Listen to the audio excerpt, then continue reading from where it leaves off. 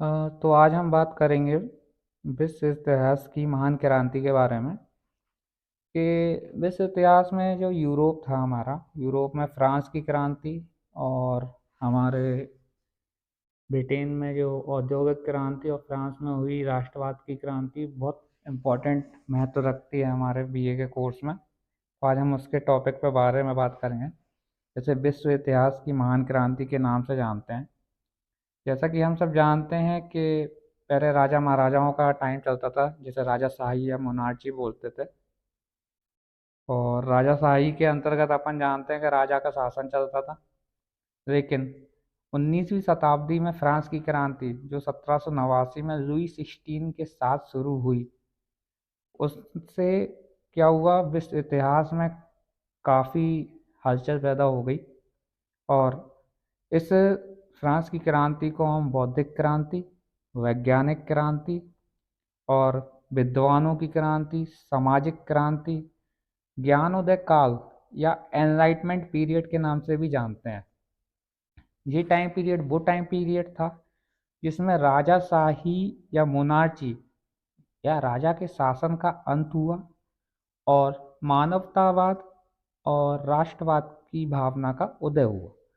इसलिए इसको ज्ञानोदय काल के नाम से भी जाना जाता है। फ्रांस की क्रांति या 19वीं शताब्दी की महान क्रांति को।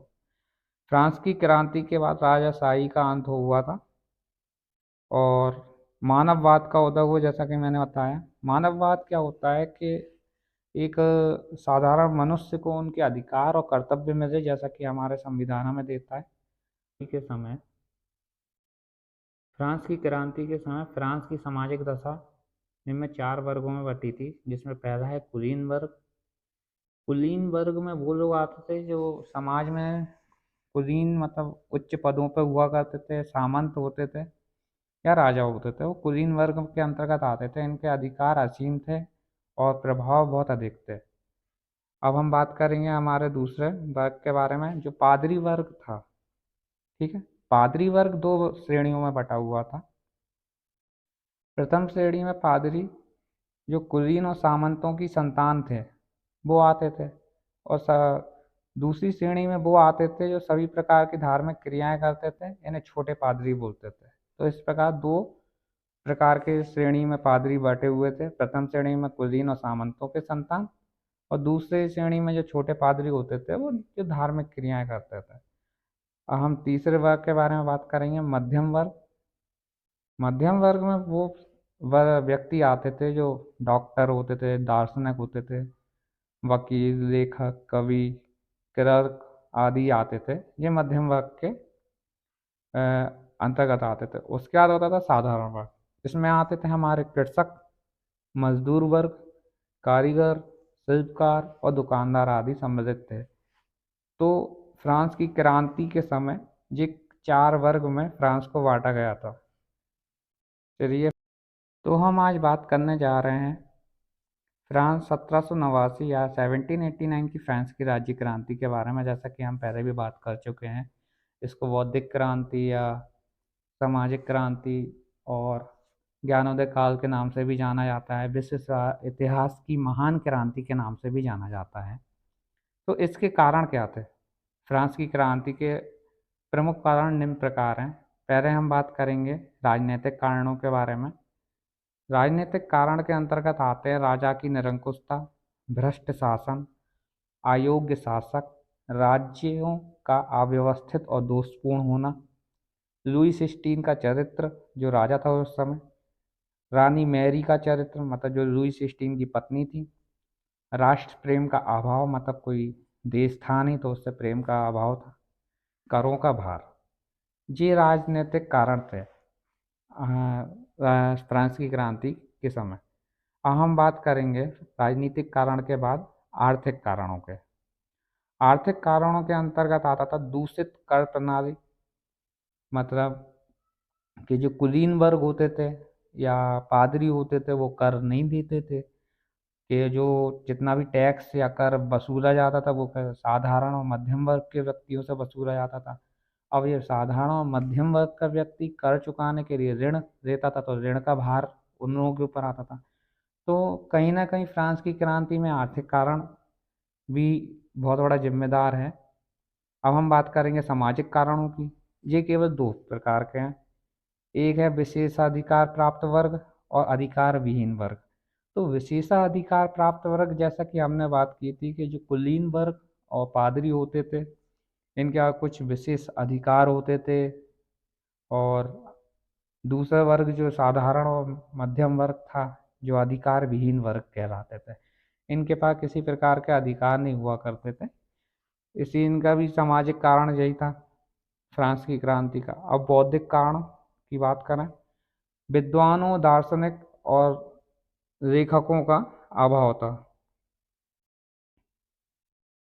उसके बाद हम बात करेंगे फ्रांस की क्रांति से उदय हुआ मानववाद का, कि हर व्यक्ति को अधिकार मिले और उनके कर्तव्य मिले, एक राष्ट्र मिला, और मानवता के कारण उन्हें अधिकारों की वृद्धि हुई उनके अंदर। उसके बाद राष्ट्रवाद का उदय हुआ। राष्ट्रवाद का उदय इसलिए कि कुलीन वर्ग, राजाशाही का अंत हुआ और सामंतों का अंत हुआ। पादरियों को पास जो विशेष अधिकार थे वो उनका अंत हुआ।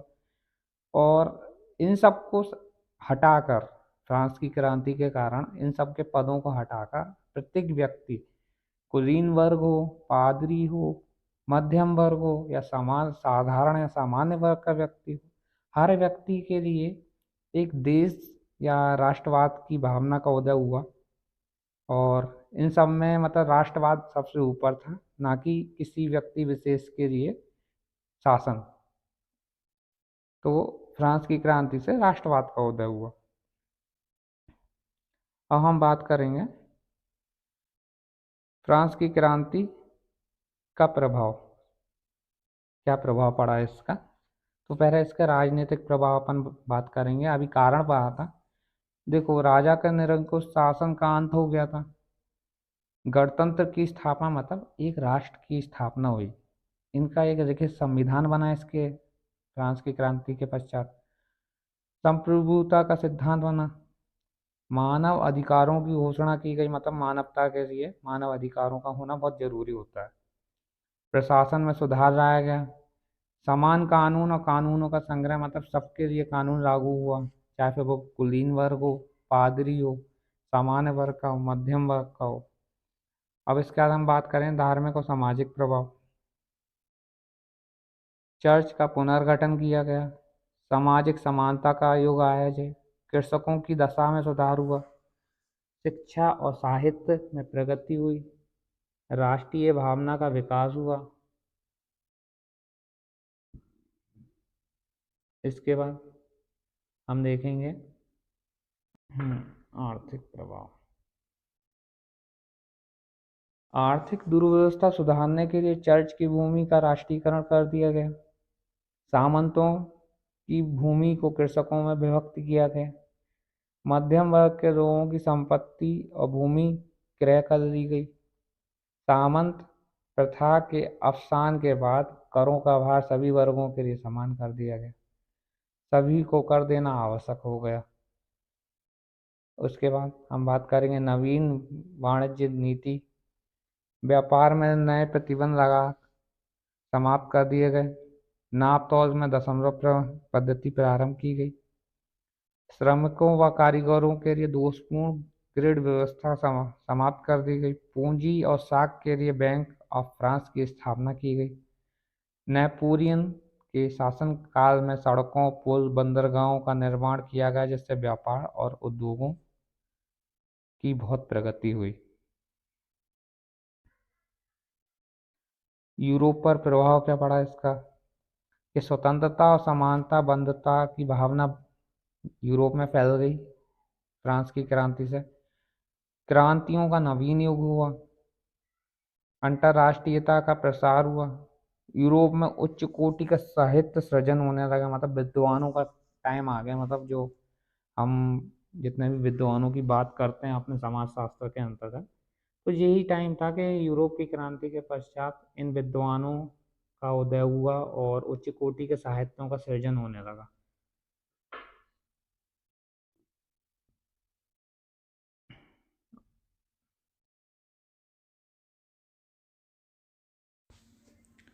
यदि आप इन सब फ्रांसीसी क्रांति के नोट्स को ग्राफ के फॉर्म में ये सब चाहते हैं तो आप मेरे को कमेंट कर दीजिएगा। मैं आपको इसका पीएनजी फॉर्म या इमेज फॉर्म में आपको आपके व्हाट्सएप या ईमेल एड्रेस पे सेंड कर दूँगा।